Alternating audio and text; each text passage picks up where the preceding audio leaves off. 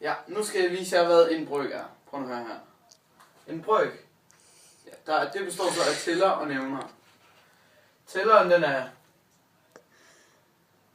Ja, tælleren den er øverst. Hvis vi siger, at tælleren det er 4, ikke også? Det er mere. Så siger vi, at nævneren det er 8. Hvis vi skal forkorte den her bryg, så skal du bare tage det halve. Du skal bare dividere det med 2, altid. Bare dividere. Dividere det med 2.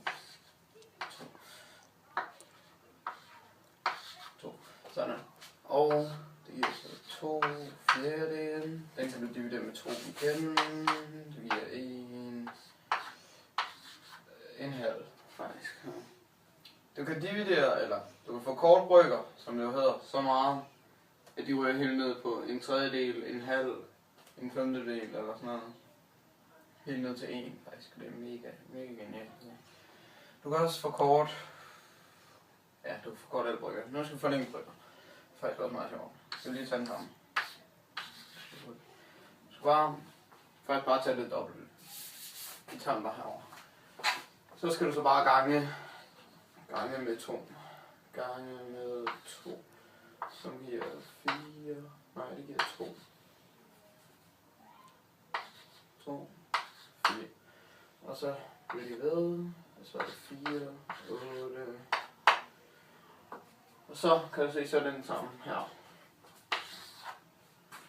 Så vil de forlænge overforkortede brygger, og det er sådan set sådan, man gør.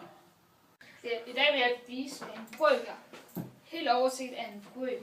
Det er noget, der dækker over division. Det er en anden måde, du kan dividere. For eksempel, hvis A divideret med B, det er det samme som A brøkstreg B. Det er en bryg. Det her, det kaldes, det her over brøkstregen, det er tæller.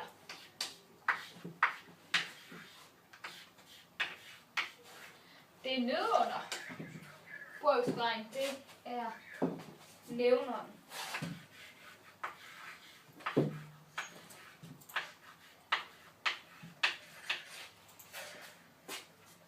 Det er simpelthen en brøk. Brøk er noget, der er overordnet over division, noget andet for division, du vil bruge. Ligesom her, A divideret med B er det samme som A brøkstreg B, og her i det her tilfælde, altid over brøkstregen, det tæller, under brøkstregen er det nævner. Og det var simpelthen en brøk.